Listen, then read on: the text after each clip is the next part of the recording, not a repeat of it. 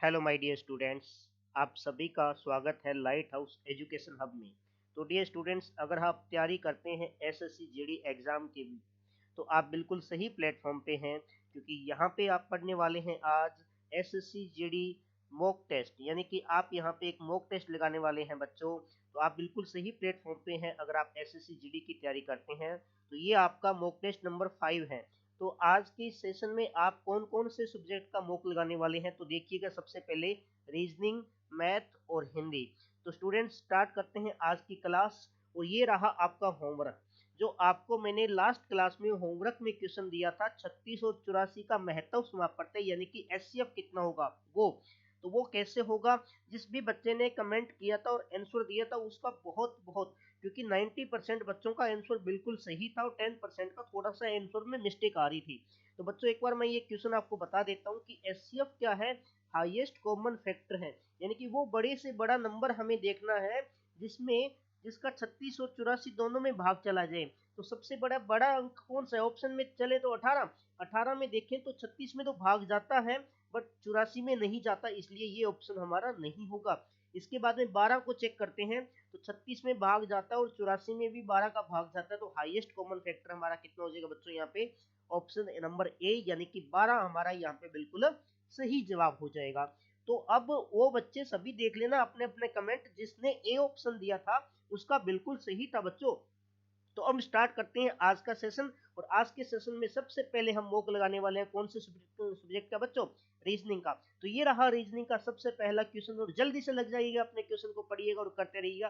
Copy pen पास में लेके बैठिएगा और क्वेश्चन को जल्दी से पढ़िए। और सबसे पहले आप क्वेश्चन करने की कोशिश कीजिए। अगर नहीं होता है तो आप वीडियो को पूरा आगे तक का देखते रहिएगा और उसका सोल्यूशन भी आप यहाँ पे हैंड टू हैंड पा सकते हैं। तो पहला क्वेश्चन आज का क्या है आपका बच्चों? आज का क्वेश्चन है कि राम को याद है कि उसके भाई का जन्मदिन सोमवार और शनिवार के बीच आता है।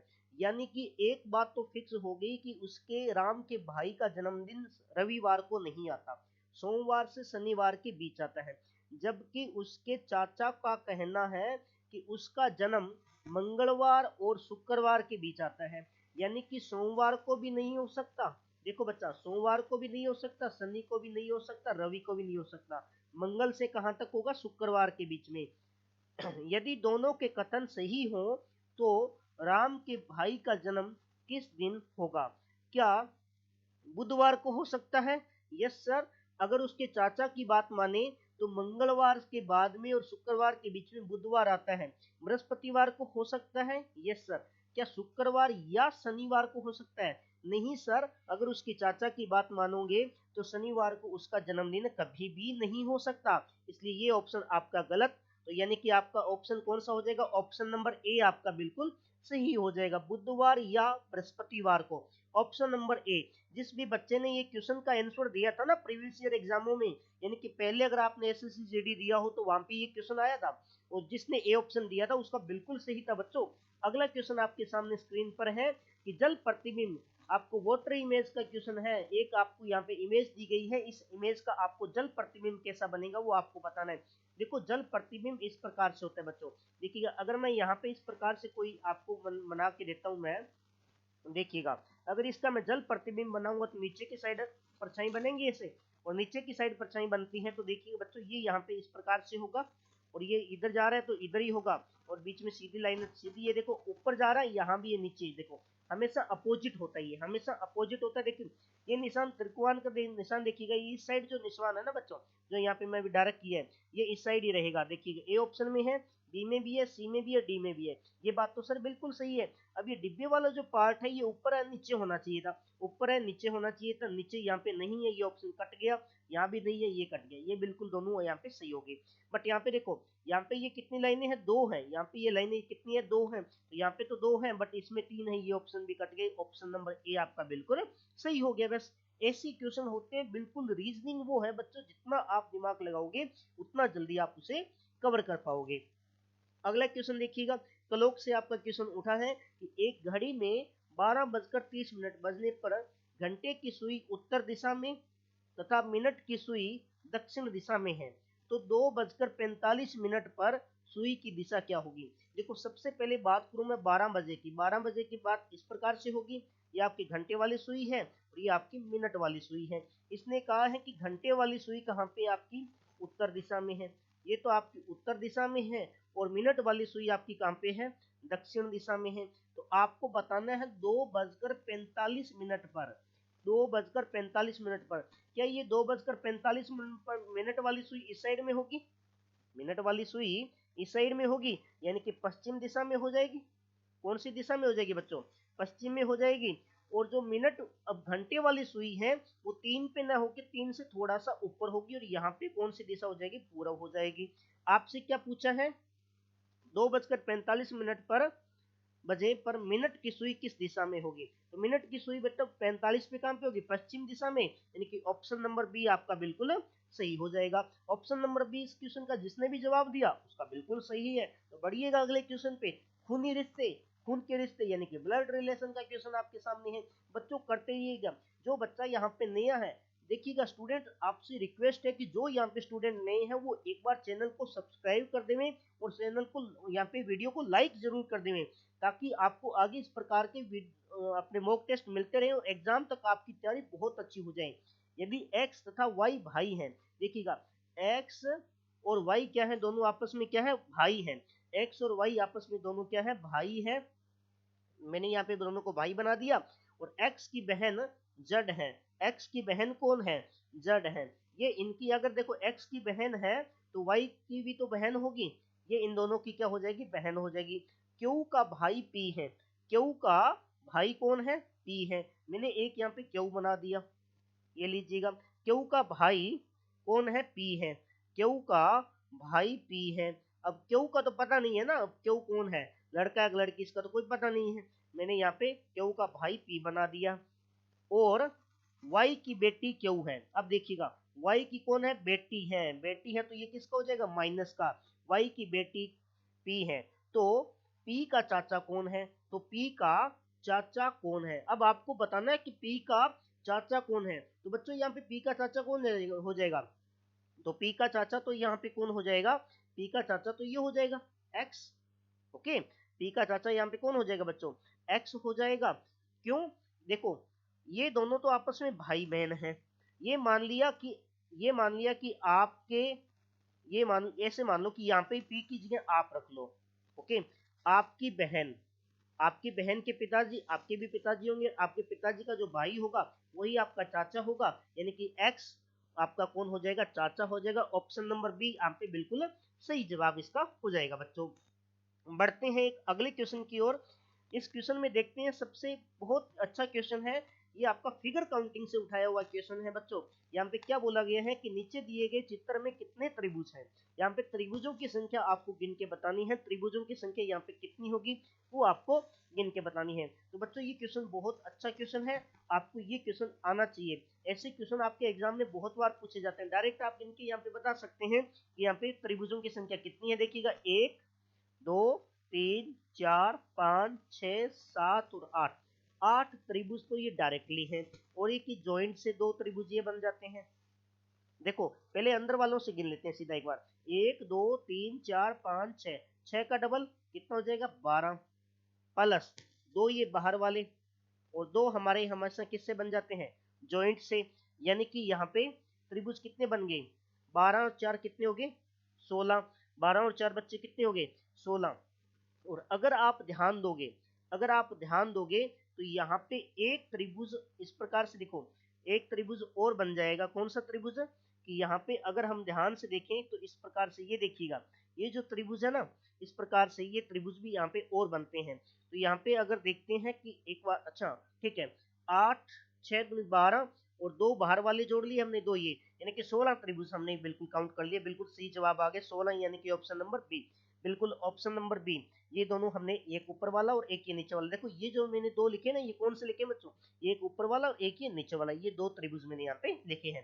तो इस प्रकार से ऑप्शन नंबर बी यानी कि 16 त्रिभुज यहाँ पे टोटल हो जाएंगे इस फिगर में। बढ़ते हैं आगे। आगे अब बच्चों हम बात करने वाले हैं मैथ के मॉक टेस्ट के बारे में। अब हम मैथ का मॉक लगाने वाले हैं। मैथ का सबसे पहला क्वेश्चन ये रहा, ये देखिए ये संख्या पद्धति से आपके जो एसएससी जीडी के सिलेबस में सबसे पहला पॉइंट लिखा है ना संख्या पद्धति, उससे क्वेश्चन उठाए बच्चों। कैसे आते हैं संख्या पद्धति का क्वेश्चन, देखिएगा वह छोटी से छोटी संख्या जिसे कितना लिखा है 8,03,642 में जोड़ने पर प्राप्त संख्या 11 की गुणज होती है।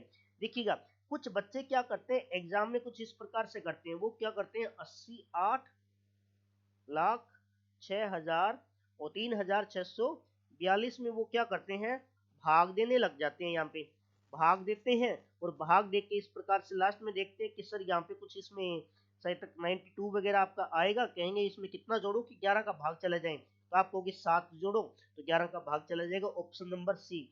आपको ऐसे नहीं करना है, आप क्या करोगे आप ओड इवन वाला यहाँ पे फॉर्मूला लगाइएगा, 8 और 3 कितने हो गए 11, 8 और 3 11, 11 और 4 कितने हो गए यहाँ पे 11 और 4, 11 और 4 आपको होगी सर कितने होगी 15 होगी। ओके अब देखिएगा यहाँ पे इनको काउंट कीजिएगा, 0 और 6 6 हो जाएंगे, 6 और 2 कितने हो गए 8 हो गए, तो माइनस कीजिएगा कितना 8, दोनों का डिफरेंस कितना आ रहा है 7 का, तो यानी कि हमें कितना प्लस करना पड़ेगा 7। तो इस प्रकार से आप डायरेक्ट क्वेश्चन कीजिएगा, क्योंकि इतनी बड़ी भाग विधि से करोगे ना तो आपको क्वेश्चन में करने में टाइम बहुत लगेगा और एग्जाम में आपको टाइम ही बचाना होता है। अगला क्वेश्चन क्या है, दो संख्याओं का मैसप 8 है, तब निम्नलिखित में से कौन सी संख्या है ऐसी है जो उनका लसप नहीं हो सकती है।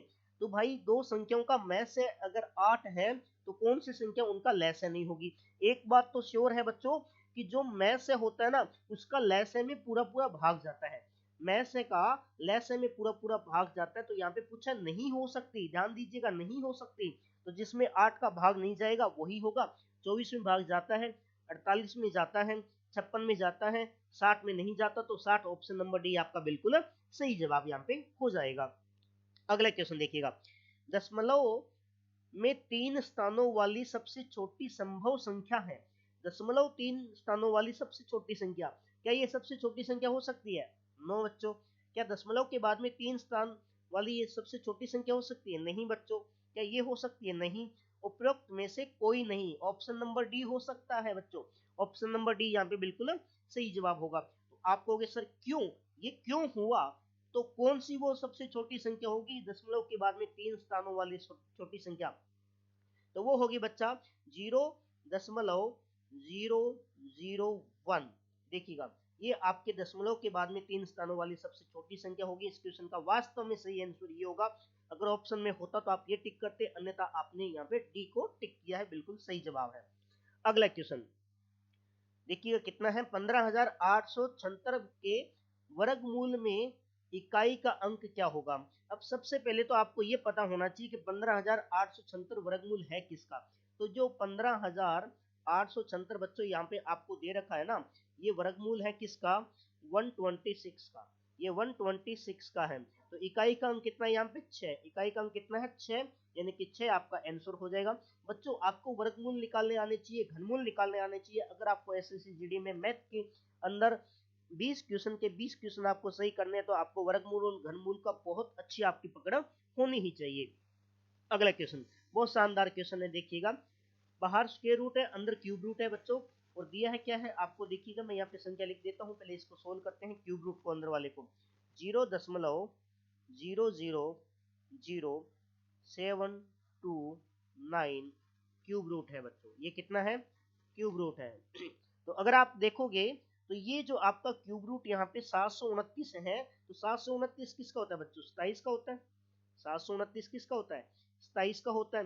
कितनी संख्या छोड़ के था, ये देखिएगा पॉइंट के बाद में कितनी संख्या है 2 2 4 और 2 6, तो पॉइंट के बाद में आपको कितनी संख्या यहाँ पे लानी होती है, तो 6 है, तो आपको कितनी लानी होगी, क्यूब रूट अगर निकालोगे तो आप कितने लेके आओगे, आप कहोगे सर हम कितने लेके आएंगे, यहाँ पे संख्या लेके आएंगे हम कितना 2 संख्याएं, तो ये बन गया आपका 0.027। ये इसके ऊपर आगे बाहर देखिए यहाँ पे स्क्वायर रूट है बच्चों, इसका स्क्वायर रूट निकालोगे तो ये किसका स्क्वायर रूट होगा यहाँ पे।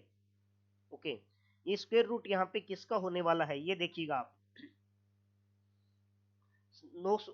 729 यहाँ पे आपने 27 का लिख दिया है। ओके 23 का लिखने के बाद में आपको यहाँ पे क्यूब रूट ही है बच्चों यहाँ पे। अच्छा, इसको यहाँ पे सही कर लीजिएगा, ये यहाँ पे गलती से लिखा है, यहाँ पे क्यूब रूट ही होगा बाहर लिखा हुआ। ओके, यहाँ पे टाइपिंग मिस्टेक है। 23 किसका होता है? 3 का, तो 0.3 हो जाएगा। यहाँ पे 0.0 ये लीजिएगा, ये 0.3 का, यानी कि ऑप्शन नंबर आपका कौन सा हो जाएगा बच्चों? क्या ये होगा? नहीं, ये होगा? नहीं, नहीं, option number D. Option number D आपका बिल्कुल यहाँ पे सही जवाब हो जाएगा बच्चों। बढ़ते हैं आगे। यस, अब हम देखने वाले हिंदी। हिंदी के क्वेश्चन जो एसएससी जीडी एग्जाम में बार बार पूछे जाते हैं। अब देखिएगा आज के सेशन में कुछ एक नया पॉइंट भी आपको मैं बताने वाला हूं। देखिएगा हिंदी को हम आगे से कैसे पढ़ने वाले हैं। आपकी जीडी एग्जाम में 20 के 20 क्वेश्चन हिंदी के कैसे सही होंगे देखना। अब देखते हैं, ये भी आज आपको मैं लास्ट में बताने वाला हूं, तो ये चीज देखने के लिए आप लास्ट तक जरूर बने रहिए और हर एक आप मॉक जरूर दीजिएगा, कोई भी मॉक आप छोड़िएगा मत। देखिएगा आज का क्वेश्चन क्या है? गमन शब्द के विपरार्थक बनाने के लिए आप किस उपसर्ग का प्रयोग करेंगे? देखिए गमन का आपको अपोजिट बनाना है, तो आप कौन से उपसर्ग को लगाएंगे? क्या उपसर्ग लगाएंगे, क्या आ लगाएंगे, क्या प्रति लगाएंगे, या अनु लगाएंगे? क्या उपगमन होगा, क्या आगमन होगा, या क्या प्रतिगमन होगा, या अनुगमन होगा? देखो जैसे ही मैंने उपसर्ग को गमन के साथ में बोला ना, तो वैसे ही आपका आंसर भी यहाँ क्लियर हो गया। सर प्रतिगमन, प्रतिगमन बिल्कुल सही सेट बैठ रहा है, तो यानी कि option number C, option number C आपका बिल्कुल सही हो जाएगा। प्रति उपसर्ग आपका यहाँ पे लग जाएगा। आगे क्वेश्चन है आपका, निर्वासित में पढ़ते हैं। निर्वासित में पढ़ते हैं, क्या एक पढ़ते हैं, क्या नी है? नी तो सर उपसर्ग आ गया ना, ये तो हो ही नहीं सकता। क्या सित है, क्या इत है? आपको बताना है। Yes, very good, very good, बिल्कुल सही है। यहाँ पे बच्चों आपकी गलती होने के चांसेस हैं। ओके, आपको यहाँ पे किसके बारे में पूछा है? प्रत्यय के बारे में पूछा है। ओके, तो प्रत्यय के बारे में पूछा है, तो आपका यहाँ पे राइट आंसर जो हो जाएगा निर्वासित, निर्वासित इत प्रत्यय हो जाएगा, option number D. Option number D आपका यहाँ पे बिल्कुल सही जवाब हो जाएगा, निर्वासित, यानी कि आपका इत यहाँ पे प्रत्यय इसमें हो जाएगा। ओके, तो आपको इस प्रकार से इस क्वेश्चन को सोल्व करना था। तो हो सकता है आप यहाँ पे बिल्कुल सही जा रहे हैं, कोई दिक्कत नहीं है।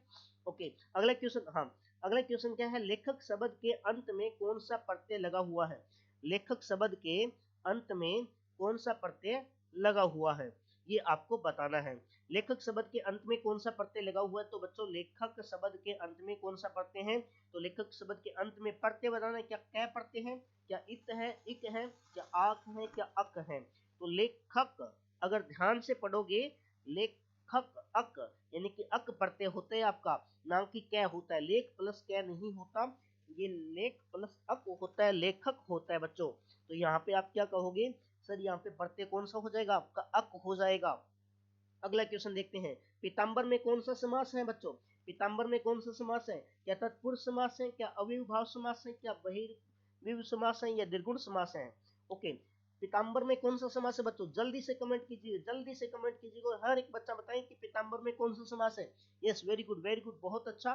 पीताम्बर में कौन सा समास है बच्चों? बहुवीर्य समास है। पीताम्बर में समास कौन सा है? बहुवीर्य समास है, याद रखिएगा। पीताम्बर आपका बहुत बार क्वेश्चन में पूछा है, जो स्टेट लेवल एग्जाम के क्वेश्चन होता है उनमें भी पूछता है, और अपने सेंटर के एग्जाम में तो पूछता ही ये पीताम्बर। आगे क्या है? सर्वनाम को कहते हैं, सर्वनाम को क्या कहते हैं? क्या आपका अपना नाम, या सबका नाम, या संज्ञा के स्थान पर प्रयुक्त होने वाले शब्द, या इनमें से कोई नहीं? बच्चों ये परिभाषा तो एक छोटी क्लास यानी कि चौथी पांचवी क्लास का बच्चा भी बता देगा, ये कभी गलत होना ही नहीं चाहिए। तो संज्ञा को क्या कहते हैं? संज्ञा को कहते हैं क्या? संज्ञा के सर्वनाम को क्या कहते हैं? संज्ञा के स्थान पर प्रयुक्त होने वाले शब्दों को क्या कहते हैं? संज्ञा कहते हैं, यानी कि ऑप्शन नंबर सी आपका बिल्कुल सही जवाब हो जाएगा। अब देखिएगा, ये थी वो खास बात जो मैंने आपको स्टार्टिंग में कही थी कि वीडियो के लास्ट में आपको बताने वाला हूँ। क्या है ये खास बात? कि हिंदी का अगला टॉपिक आपका होने वाला है प्रायवाची, यानी कि मॉक टेस्ट नंबर 6 में जो हिंदी के टॉप 5 क्वेश्चन होंगे वो आपको प्रायवाची से संबंधित देखने को मिलेंगे। यानी कि आपको हिंदी में अगला टॉपिक प्रायवाची तैयार करके आना है। हिंदी अब मैं टॉपिक टू टॉपिक आपको करवाने वाला हूँ बच्चों। तो मॉक टेस्ट में अच्छे से अच्छे नंबर लाने के लिए और अपना सिलेक्शन श्योर करने के लिए इस सेशन को जरूर देखें, जितना हो सकता है शेयर कीजिए और लाइक कीजिएगा। तो आज का होमवर्क आपके सामने स्क्रीन पर कुछ इस प्रकार से है कि ए तथा बी की वार्षिक आय का अनुपात 3:2 है। उनके खर्चे का अनुपात 5:3 है। यदि वर्ष के अंत में प्रत्येक की बचत 1000 रुपये है तो ए की वार्षिक आय क्या है? बहुत ही अच्छा क्वेश्चन। इसका जो आंसर है, इस क्वेश्चन का जो आंसर है ये बच्चों आपको कहाँ पे देना है? कमेंट बॉक्स में देना है। इसका आंसर आपको देना है कमेंट बॉक्स में, जरूर दीजिएगा, तभी मुझे पता चलेगा यस आपको कितना समझ आ रहा है, क्या आप अच्छी पकड़ बना पा रहे हैं, क्या आपका सिलेक्शन होगा या नहीं होगा, तभी मैं ये जान पाऊंगा। तो जल्दी से कमेंट बॉक्स में कमेंट जरूर कीजिएगा इस क्वेश्चन का। तो आज के सेशन में बस इतना ही। अब मिलते हैं एक अगले सेशन में, तब तक के लिए goodbye, thank you, bye bye.